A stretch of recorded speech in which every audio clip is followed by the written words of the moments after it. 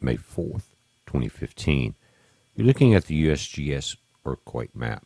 We've had a strong quake and an aftershock of 7.4. They're saying 133 kilometers south-southwest of Kokopo, Papua New Guinea, 63.1 kilometers. The aftershock, notice that at the top, 5.9, just on top of this. Also 64.5 kilometers. We've seen a lot of quakes in these areas. Most of the time they're offshore. These are not. Let's check the tsunami warning information.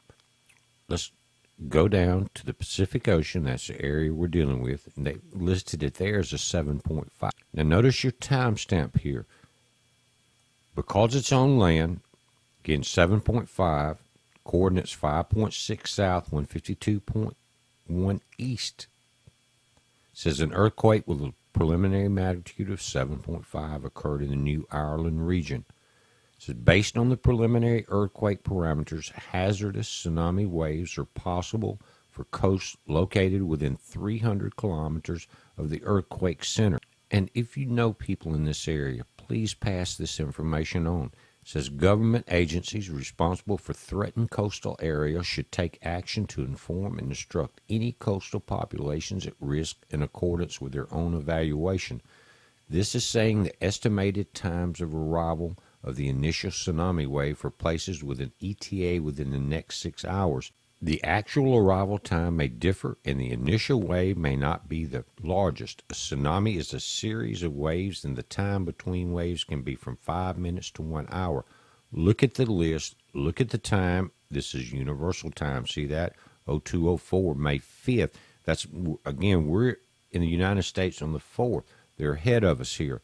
Look at the locations, guys. I'm not going to read every one off because time is critical here. If you know anyone in the area, make sure they know it, just in case there's not a tsunami warning system put in place for some of these remote areas. Let me pull it down. You can pause it anytime. I'll also put a link to this.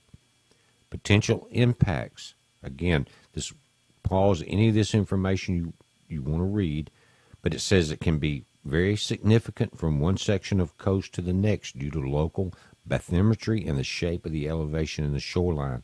Impacts can also vary depending on the state of the tide at the time of the maximum waves. Persons caught in the water of a tsunami may drown, be crushed by debris in the water, or be swept out to sea. I'm going to keep this short. I've got a longer video coming up. I'll also update this, guys. Heads up. Again, if you know people here, let them know. Be safe.